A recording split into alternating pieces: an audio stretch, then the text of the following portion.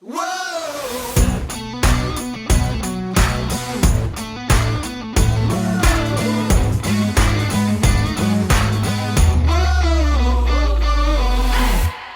Welcome to the What's Up Verdict podcast. We fashion ourselves cinematic judge and jury. My name is JJ Crowder. I'm here with my co-hosts Mattson Better read than dead. and Alec Burgess. Let's get it. We appreciate you tuning in. Go ahead, hit that follow, subscribe, like, bell notification buttons. Tell a friend about us. It's all those fun things that help grow the podcast. We appreciate it, and we appreciate you tuning in. We are here to talk about the movie Till. It was released on October 28th, 2022. It was written by Michael Riley, Keith Beauchamp, and Chinonye Chukwu. And I apologize for butchering that name, but they also directed this movie, Chinonye Chukwu. It stars Danielle Deadwyler, Jalen Hall, Frankie Faison, Sean Patrick Thomas, John Douglas Thompson, Whoopi Goldberg, Jem Mark Collins, Diallo Thompson, and Enoch King. Sorry. Yeah, this movie.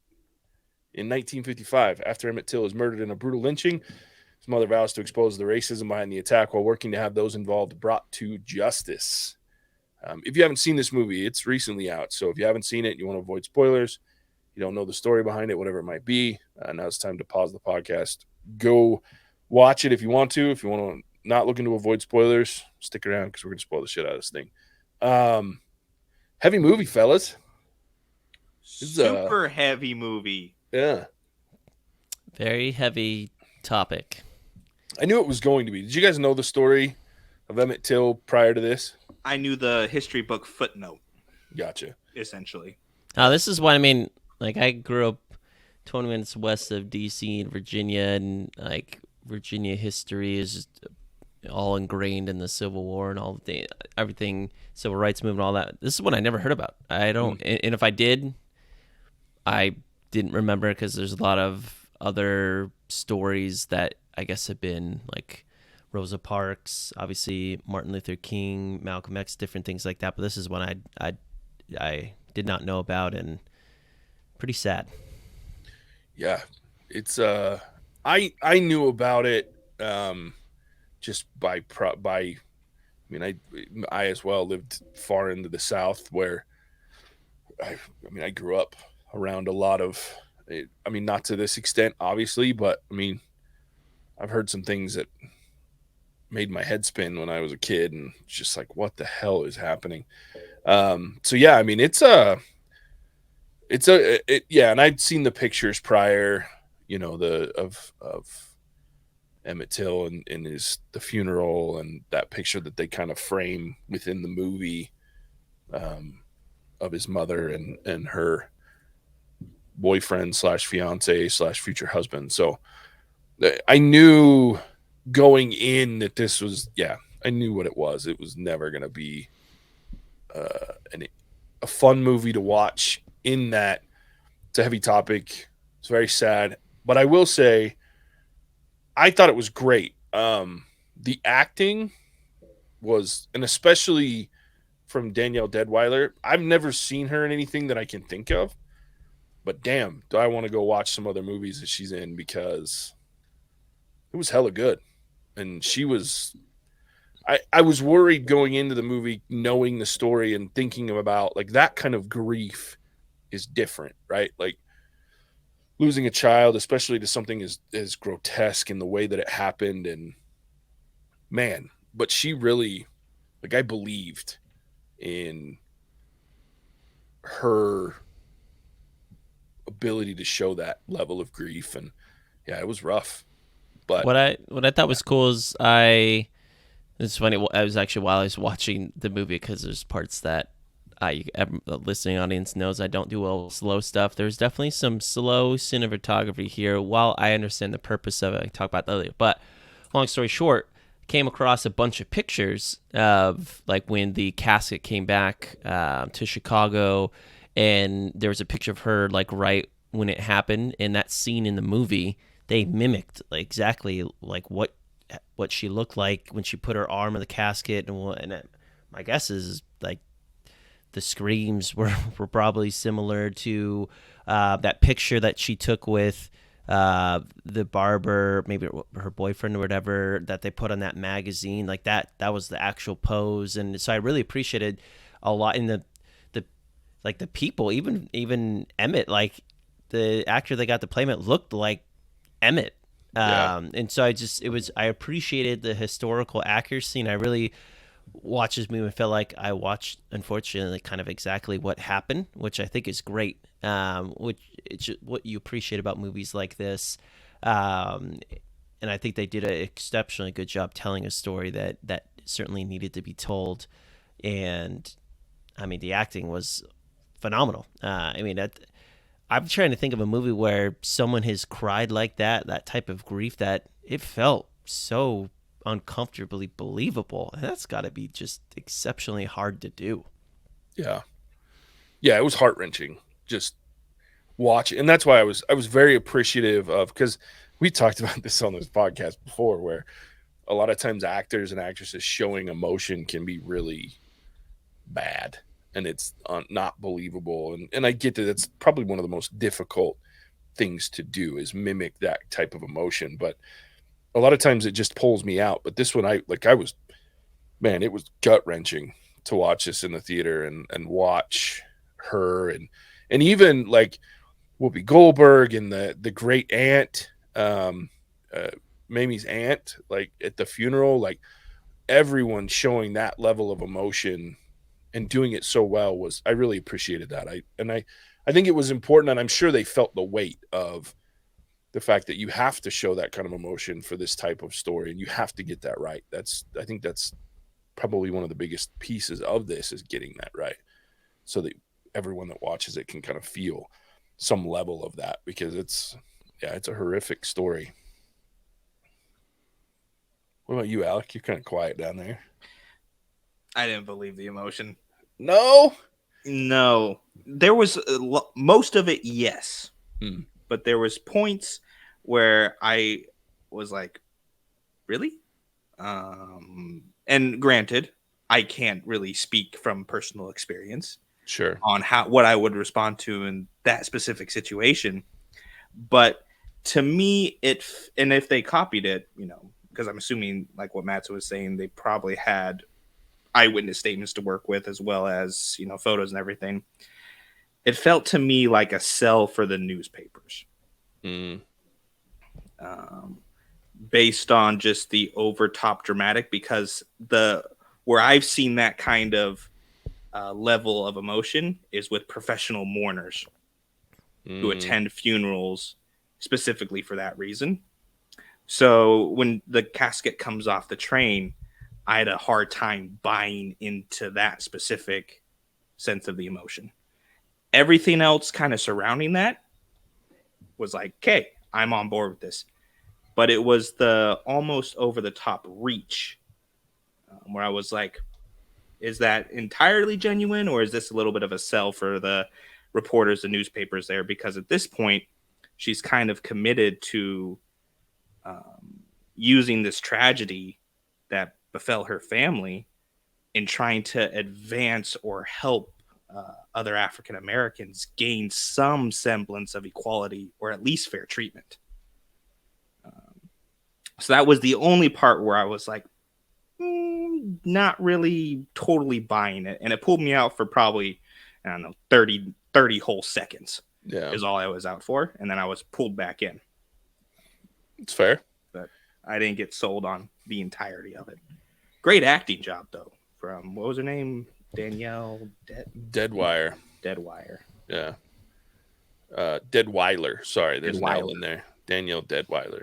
It's a pretty cool name. Yeah. She hasn't done a lot. I'm going to have to check some stuff out, see what I can find, because she's amazing. I got to get off my chest, like I said earlier. Like, this movie's slow.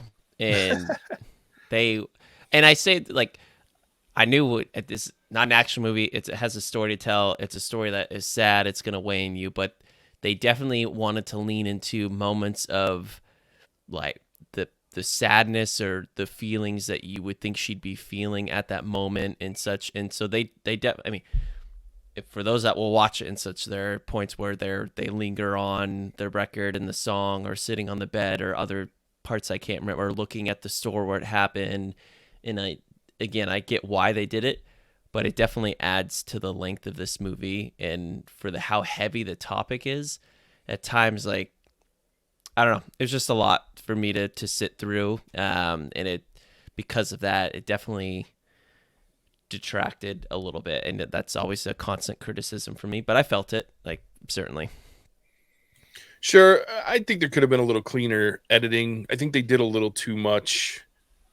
I think the first 45 minutes were perfect. I think after the, like you say, some of the quiet contemplation moments, I think they just did a few too many. I think you could have got the point across one or two instead of half a dozen. But I also think they could have leaned in more, like the parts that I really appreciated of the character, because I get what they were trying to do with those quiet moments, right? You're trying to show again the character progression of Mamie and how she gets to the point where she can finally give a speech after everything's over with in New York and say, you know, hey, look, I'm this strong mother that's been through the worst possible thing, and you know, this is what needs to happen based on what's going on in the world. But what I really appreciated was the character development of her having to have conversations with people that were indirectly or directly, or however you want to categorize it, responsible, like her uncle. You know what I mean? Like, as soon as they showed her seeing the shotgun in that room, I was like, oh, this is not going to be a good conversation. And it's one of those things where, but at the same time, like you have to think about the perspective of him as well, because it's like he said, even if you just take into account it's Emmett versus 3 other sons and his wife, you know, and where do you draw the line at that point? Like, how do you make that decision? It's an impossible decision. I mean, I know what I can say what I think I would do, but I also don't have, I can never understand what it would be like to have to take on pretty much every white man in the state of Mississippi after that, right? Like you're signing your death warrant. Oh, he did such a good act in that part when he came down the steps and was looking at the headlights as they were back away. You know, he wanted to do more, and I was thinking the same thing during. You're like, he can't, because if he does, they're literally all gonna die, and it's gonna make the lives worse for the black lives down there. For everyone else, it's gonna be a living hell, and things are gonna continue to go backwards, and it's I mean, you can't even fathom what would happen if that kind of did happen, because we'd be having a very different moment in history. Sure.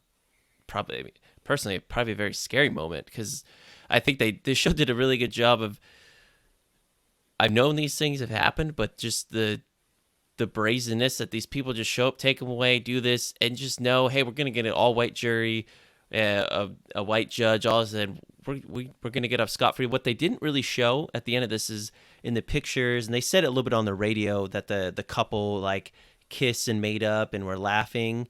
And it's probably good they didn't focus on that to be a lasting image. Yeah. But man, like, that happened. That was a real thing, and that's why that gentleman, I really think, pulled back, because it would have just unfortunately probably made things worse, which not great. Yeah, Just it's heavy. Yeah, it's a heavy movie, but it's something that needs. I'm glad they made it. Like when I first saw the preview months ago, I was like, "Whoa, they're making this a movie." And then I was like, after that initial shock of like, "Wow, that's brave," I went, "That's good."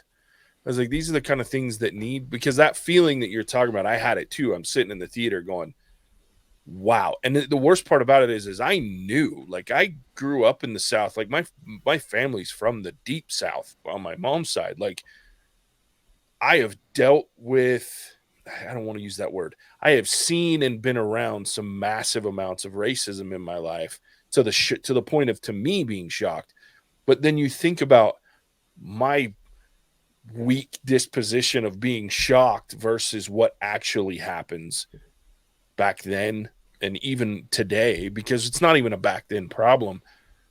I was having a conversation with my brother-in-law the day before Halloween, and he was talking about going down to Mississippi for his work. And I was like, woof, Mississippi something. And Mississippi hasn't changed much from this time frame in the 50s.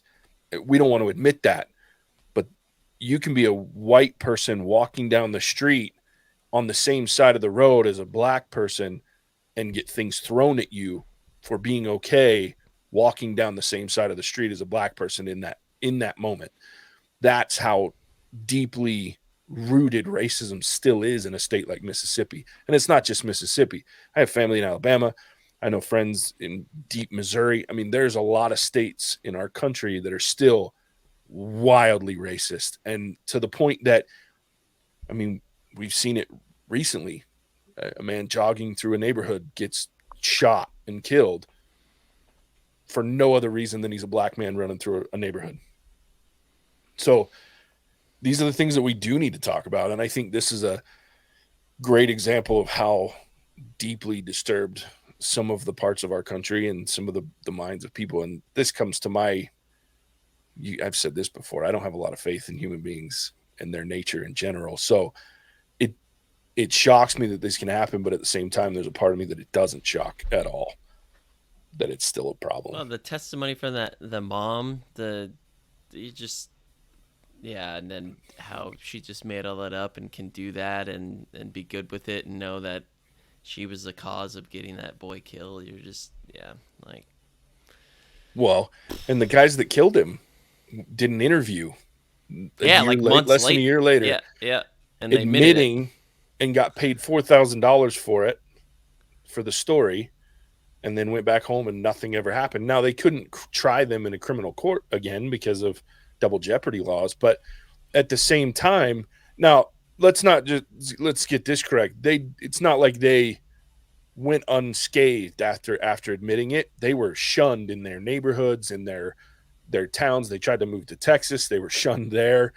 So they, for lack of a better term, they suffered a little bit because of what they did, but not nearly what they should have because of the brutality and just sheer senselessness of what had happened and why. But they should have been. Anyway, I won't say that on an open podcast. They'll end up on YouTube. So, but I'm pretty, like I said, I don't have a lot of faith in humanity, unfortunately. And so I get pretty ugly when we start talking about things like this in my head, because I left the theater just completely embarrassed for humanity, especially those of us with the pale complexion. It's insane. Not saying everybody is racist, because we're not, but the fact that people can do this to other human beings is insane to me. Oh, absolutely. I'll tell you. So when we first start out, right, and we get the idea that Emmett is going to go to Mississippi, I could not believe his mother let him go. I know. Just based off of his general attitude, and hats off to the actor who played Emmett, because holy smokes. I mean, even knowing the story from the historical footnote like I did, I knew he was going to have trouble going down to Mississippi just because of the way he was acting. Mm-hmm. And, she told him multiple times, you're going into a different world. Like, you have to follow different rules. Like, you don't understand. It's not like Chicago. It's like Mississippi. If that was my kid, 110%, you're not going to Mississippi. Yeah. Unless I am going with you. And then on top of that, you are not leaving my sight. Yep. Because that is almost, the recipe for everything that happened is one of disaster. Mm-hmm. You're setting a kid who, has been raised in a different world into a place where nobody believes he's actually human or worth anything. The only kind of oversight or guidance that he's getting is from his cousins who are roughly the same age as he is. Maybe a little bit older, a little bit younger, kind of a spread, but all around the same general age. Like, why? And there's, like you said, there's places today where you don't go if stuff happens that way. Like, even if you're white, there's places you don't go. I was working as pest control in Philadelphia. JJ, if you said, let's go to North Philly, I'm telling you, hell fucking no. and I'm not going anywhere near North Philly. And I'm not recommending it. Yeah, just not going to do it. There is no power on this earth that could drag me to that neighborhood. And it's a similar, I mean, you know, not very similar, but a similar thing going to Mississippi in the 1950s for an African American teenager. Mm-hmm. You don't go. Like, just save yourself, almost protect yourself, and don't put yourself in this situation where, you know, the odds are stacked against you. Because it shows in the movie, I mean, he's a little bit flirtatious kind of thing, does his little wolf whistle. No harm there, but it gets blown out of proportion. But on the same level, he could have merely opened the door wrong in the eyes of this girl. I don't remember her name, Roy, whatever. Yeah. Bryant, right? Or something like that. She could have just not liked the way he opened the door and went to go get the gun. Mm-hmm. Like, why was my question for a lot of this movie. Yeah. And I get you want him to understand his family out there and everything like this, but go with your son. Jesus. Yeah. Well, it's scary knowing you're going down the place where a white person can pull out a gun and probably potentially still get away with just outright shooting you right there because of the story they can tell, because you know the cops are on their side. Because you heard that the sheriff on the stand, he's like, he didn't even believe it was Emmett, and that they NWACP and the mom made this up, and you're just like, the sheriff just said that? Like, man, if you're a black individual down in the deep south of Mississippi, like the deck is stacked against you and then some. Like, you got nothing, you got no hope. And yeah, it's just unfortunate. The more Alec talks about that, like, and they even alluded to it in the film, like they played that music every time she'd think about it and the stress. And yeah, I mean, obviously it's not her fault for what happened, but man, I would have, like, God, that's just. Yeah. And it's a hard balance, right? Like, you can't, like, because I'm with you, Alec. Like, my first thought is just don't let him go. Like, you grew up there, you know what that's like. Don't let him go. But then at the same time, you have to let your kids live, and you have to, you know what I mean? So it's a hard balance to find, because then, you know, you don't let them go and your parents or your kids resent you because you know, were too protective. So you're going to go down there even later in life. And at least, and here's one of the worst parts about this whole story is, and one of the things that was most impactful at the time when this story came out, and is because he was a boy. He's 14 years old. That's the one little bit of protection that he should have had, beyond the fact that he's a human being and we shouldn't do this shit to any other human beings. But as a black man, if he hadn't been educated and gone down as a 20-something, it would have probably been even worse, if it could be worse. I mean, it wouldn't have got the same national outcry that too. It would have got the attention. People would have looked at it and thrown the paper away, so to speak. Versus the fact that he was 14 gave them pause.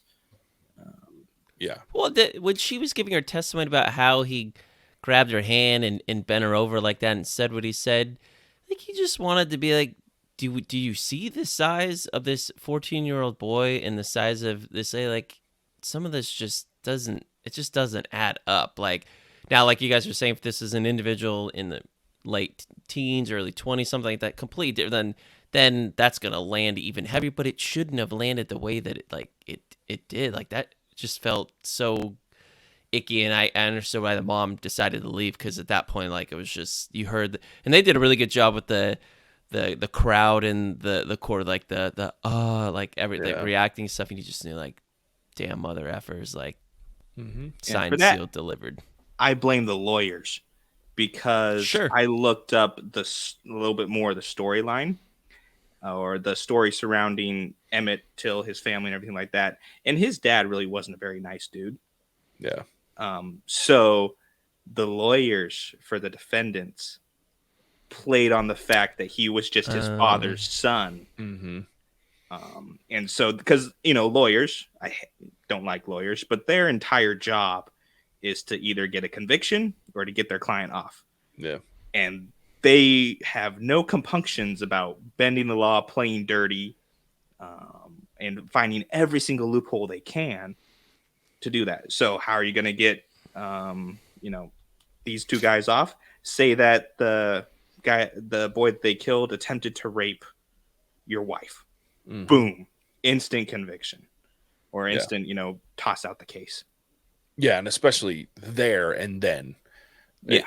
Yeah. I mean, you were done the instant that, because all they needed was a reason, or an inkling of a reason back then, and you were going to get, People were looking for a reason to give them the benefit of the doubt, and they found it in this stretching and utter lie. Yeah, well, and especially a jury of old white men, which is what the jury was. It was, and we're not talking about like age of the defendant white men. We're talking about old white men, which means the racism was even more deeply seated than it would have been in most others. I mean, hell, look, I love my grandma, and I'm not talking shit on my grandmother, but my grandmother had a tint of racism, and she was born in the 30s. And, we would sit and go, oh, it's just grandma. But, I mean, it's truth. You think about that, like the generation before. Well, the generation never before gonna was get that. Civil War for these Sure. guys. So their dads, the people on the jury, their dads fought in the Civil War. Yeah, their dads and grandpas for sure. So that's what they were raised on, brought on. You were never going to get any sort of guilty verdict. Oh, no. Or Not at all. anybody even suggesting it. It was just a kangaroo court to appease the federal government, because the federal government is going to do more than just a cursory glance at the trial. Yep. Yeah. It's terrible.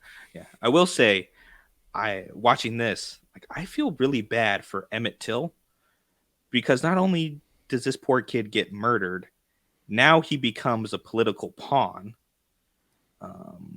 in the civil rights movement for both sides.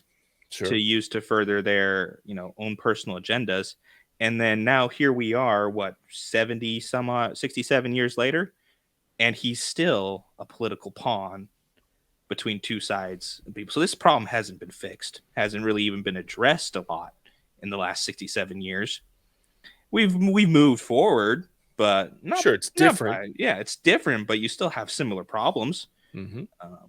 And once again, I mean, this dude is just being used as kind of ammo for both sides. Once I want this, and they're pulling out, old receipts. And this poor kid is just another pawn, or just another piece on the board that gets moved around whenever it's convenient. Sure. Yeah. The last thing I want to say, I do appreciate that they showed the grotesque nature of kind of what he looked like and what happened, and I appreciate the mom making that decision as well, kind of a statement there, but it goes along with what Alec was kind of just saying. But I do like that the movie didn't shy away from that, just to show the brutality behind it and what horrible people can do when they're on the wrong side. Yeah, I was actually surprised. I didn't think they'd go there, and again, I was glad that they did. Like when they showed in the coroner's office, I was like, oh, good.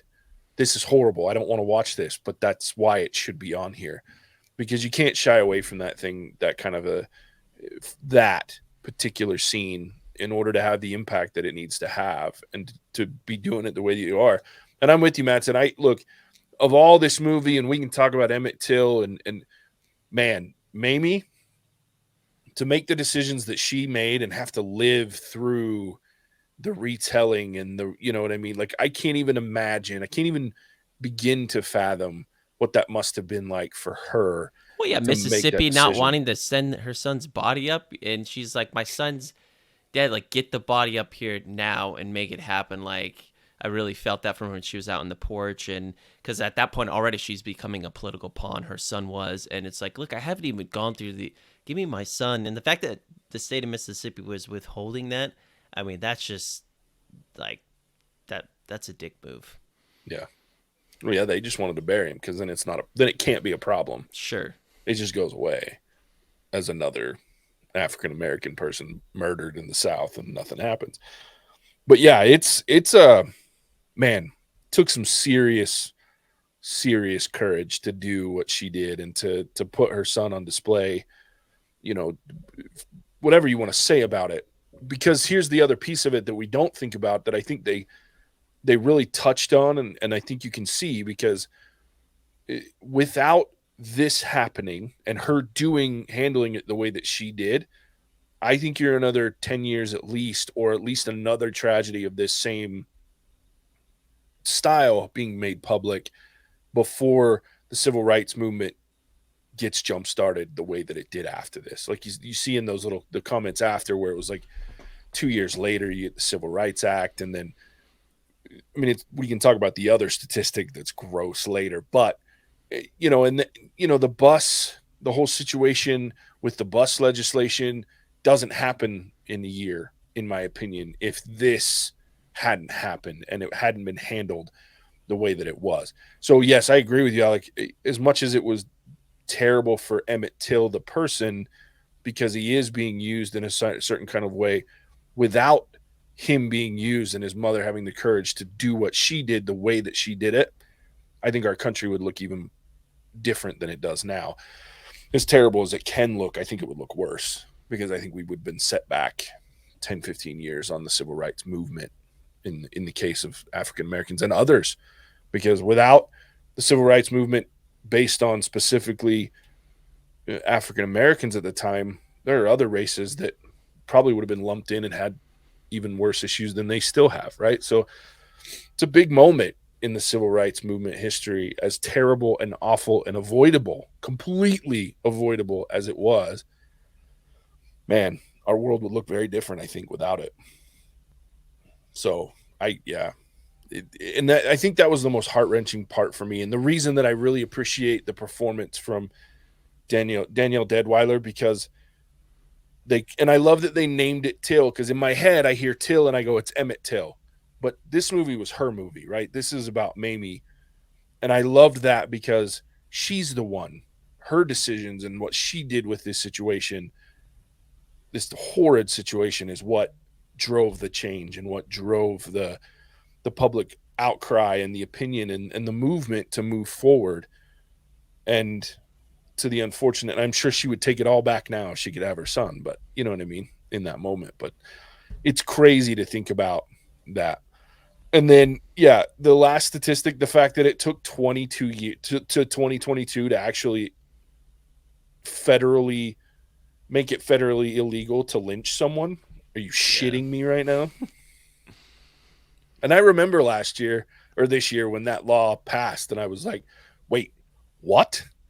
I was like, that wasn't a federal law to begin with. And then again, it goes back to, man, and somebody tell me again why I don't have faith in humanity, that we didn't look at it like 50 years ago and go, we probably shouldn't allow this to be even slid under the radar at any point. And why should the states get to decide? Because obviously they're going to fuck it up. Jesus. 67 years to pass legislation that says, hey, you can't lynch someone. Fuck off. People are terrible. Anyway. But I guess it's passed now, right? As if there aren't worse things that people do to other people these days. Right. Anyway, this is a great, I thought it was a great movie. Really, really enjoyed it. It was hard to watch. I was in a theater. There was like 6 of us in the theater. And it was hard to watch. And I'm not going to tell it offline out or online. I'll tell you guys the story offline that happened in the theater. It was really great, but it's not appropriate for YouTube, in my opinion. So maybe our patrons will get to hear about it at some point, but all right. Yeah, had a good experience watching the film. So good. Yeah. You guys ready to rate it? Let's do it. All right. Alec, let's start with you, buddy. Ah, shit. All right. So, yeah, this was probably easily one of the most uncomfortable theater experiences I've ever had, for good and bad reasons, I think. But I really enjoyed this movie. It sparked probably the biggest fight I've ever had with Oceana afterwards, going back and forth, because I'm in an interracial relationship. So neither one of us sees things the way the other one sees it. Mm-hmm. So it sparked the biggest fight, followed by a pretty good discussion, I think, about kind of how we both feel. So just for that, it was incredible. Yeah. Top-notch movie. And then in addition to that, I think this story is one that should be told more frequently. And at the forefront. And we have civil rights stories that are told, Martin Luther King, Rosa Parks. This one should be told more so than those, I believe. So I'm grateful that this movie came out. But kind of like what you said, JJ, it was a pretty empty theater when I went to go see it. Not a lot of people, I don't think, are flocking to the theaters specifically to see it, which is sad. Mm-hmm. And I think a lot of the deterrent is, I don't want to be that uncomfortable, which, I can kind of get. But at the same time, if you're not willing to be uncomfortable, why are you even watching movies? Yep. So for all those reasons, as you guys can probably tell, I'm stalling the fuck out of this because I don't know what to give it.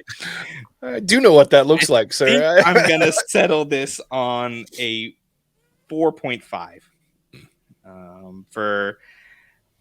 All my kind of issues or problems that I had with it, it did a really good job of telling a story that needs to be told more. Yep. So 4.5 for me. I will not ever watch this movie again. Hands down, won't do it.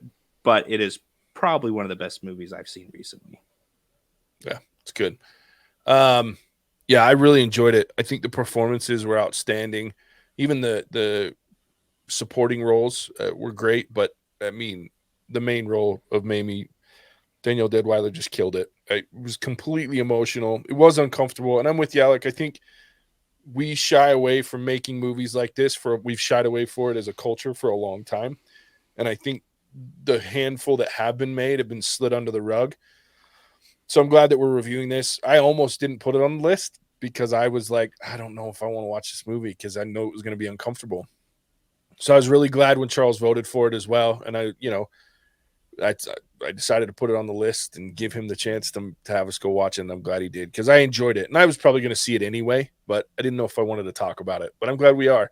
I think it's important. It's like you talked about with Oceana and having that argument that turns into a discussion. Like I said, really interesting experience at the theater. There was an African-American couple there sitting real close to me. And so there were some conversations that were had afterward. Anyway, very interesting conversations. And I appreciated the insights there that I gained and then the movie. But overall, I just thought this was a really good movie. I think we need more like them to talk about not the mainstream stories, but the actual that are brutal and ugly, but are brutal and ugly with a tint of heroism that makes us comfortable enough to be able to swallow the uncomfortable parts. I think this is a movie that's in a story that's extremely uncomfortable, and even the heroism that's involved doesn't make it palatable. It just sucks through and through.